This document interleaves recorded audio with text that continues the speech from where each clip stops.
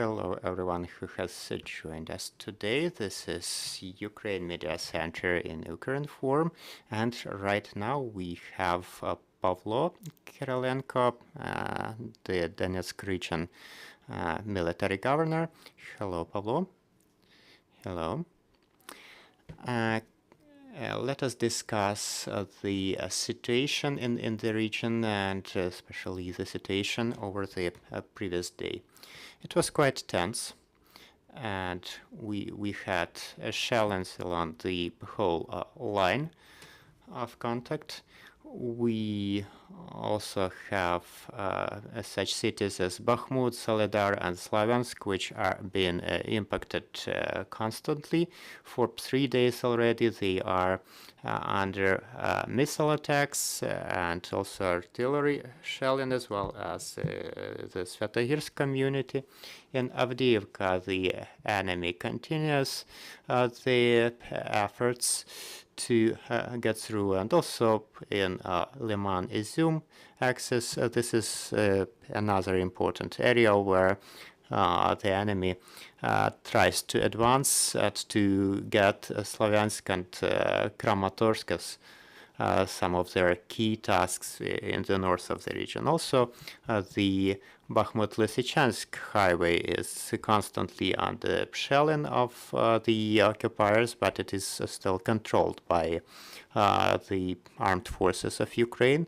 And also, enemy is trying to implement some Severodonetsk-Lysychansk plans, but about that situation you will hear from my colleague in that region. So please follow the messages first and foremost from those who controls and protects our country, the central staff of the Ukrainian armed forces.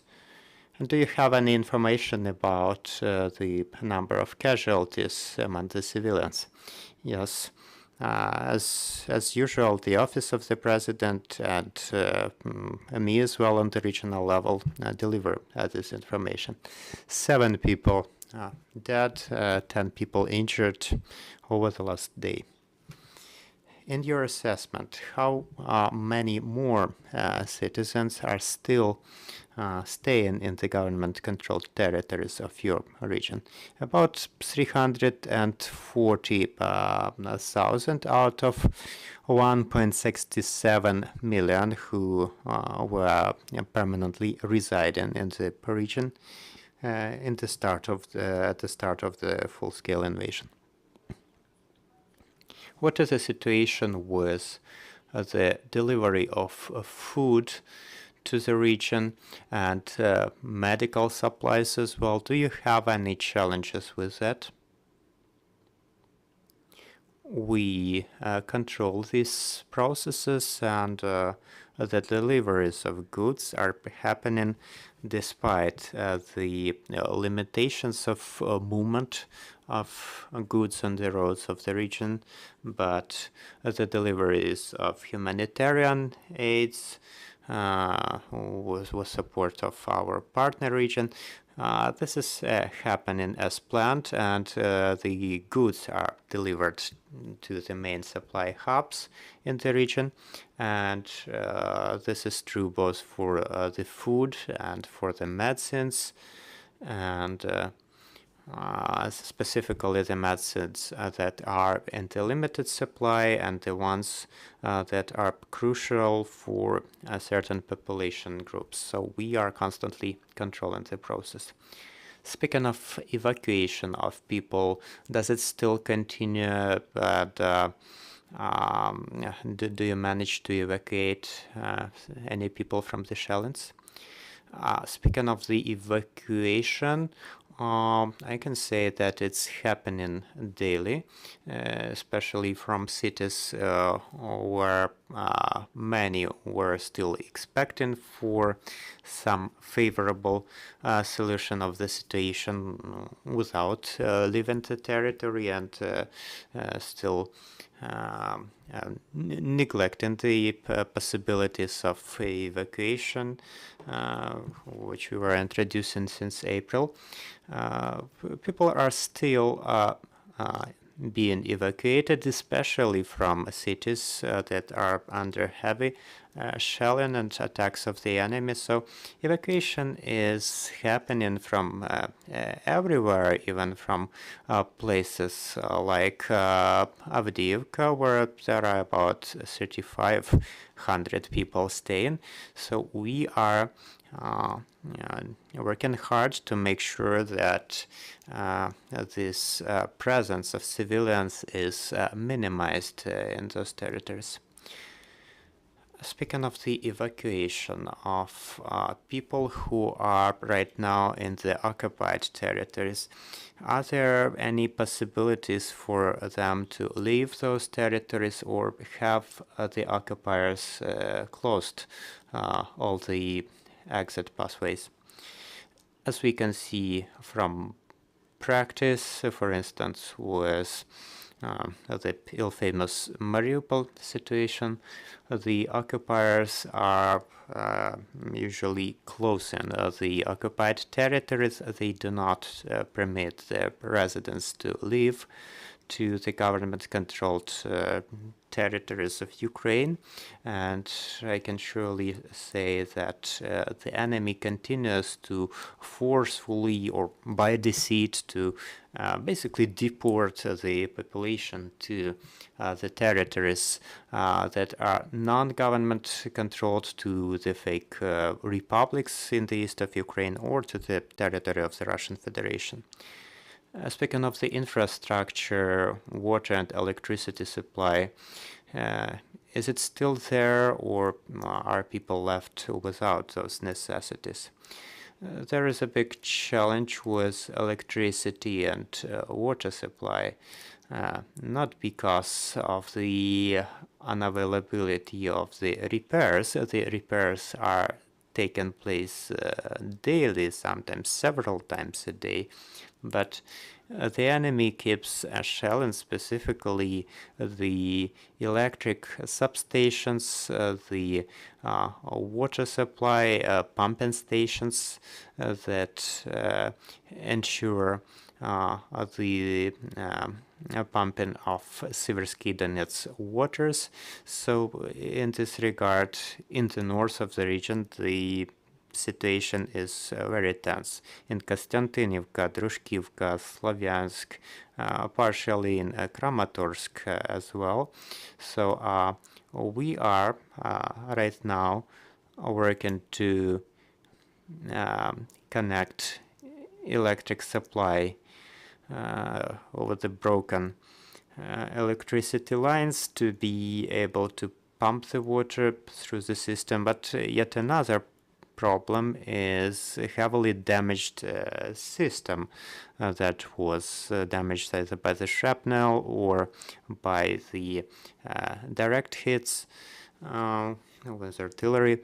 So we had challenging situations with electric supply lines that were used to transport electricity, which are managed not by Ukrinform. So yesterday I had this issue on the agenda of the management, and most probably this issue will be dealt with quite soon. So we need to seek alternatives to make sure that we can ensure the safety of the main substations, the main connection lines, to make sure that the enemy cannot damage them, because they are boldly destroying these elements of the supply chain. They are instilling the panic and catastrophe, humanitarian catastrophe in the region. So on the one hand, people need to be displaced temporarily. On the other hand, we are working to ensure the undisrupted supply of these utility services, and even more critical situation is observed with gas supply, because it was partially stopped because of the gas pipe being disrupted, and the connection to the main gas pipe is available only in the community that is right now is in active combat operations. So only after the enemy is pushed out of that community, only then we can, in the presence of companies responsible for gas supply, again reconnect the region to gas supply.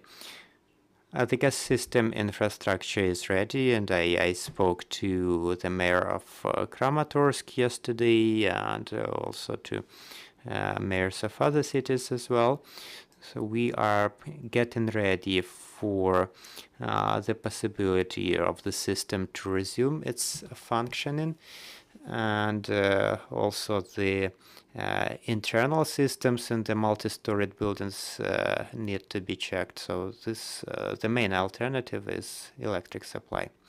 We are also hearing lots of information about Mariupol. We hear that there is an epidemic in the city. Do you have any information on that? Well, from what we can gather, and from what we can hear from there, we know that the city is destroyed not only on the surface, but also under the ground, so to speak. The sewerage, the gas supply, the water supply, etc. All of these systems are either destroyed or heavily damaged, and this is something that could already be observed in late May. The supply of water is practically unavailable, and also the people who were buried in the yards near multi-storied buildings, there are big numbers of such bodies, and the bodies that were not buried yet. So this is the region. This is the reason why there is a big danger of these substances from the dead bodies getting into the water supply system, or the sources of water in the system, also mixing in of water, the sewerage water with potable water. That's because under the shellings, the sewerage systems were not working. So in this case, the mixing in of sewage water with potable water is also a possibility. So we can also assume that the pollutants could get into the groundwaters, and in many places wells are used to get the water in the city. So this is a direct threat to health and lives to the people staying there in Mariupol. That's the current situation. Thank you, Pavlo. Thank you for finding time to join us. This was Pavlo Kyrylenko, the military governor of Donetsk region. Thank you. Stay with us, and glory to Ukraine.